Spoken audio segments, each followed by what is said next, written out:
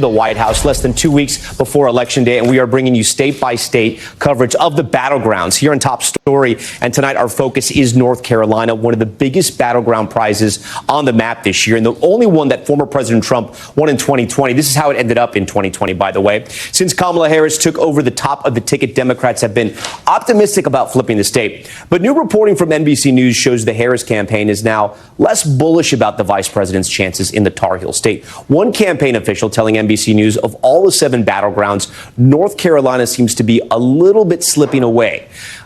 This could be one of the reasons why early voting across the country almost always tends to favor Democrats. But in a year where we've seen record early voting numbers in North Carolina, look at this. The number of Democrats and Republicans who have cast their ballots before Election Day so far, it's almost even.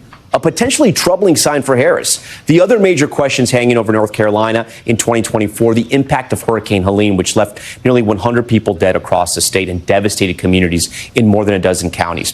The state has allowed voting rules to change in several of these areas to make voting easier. I want to show you exactly where this is happening. These are the counties right here towards the western part of the state that include Asheville. There's about 13 counties there. The voters there will be allowed to vote in other parts of the state.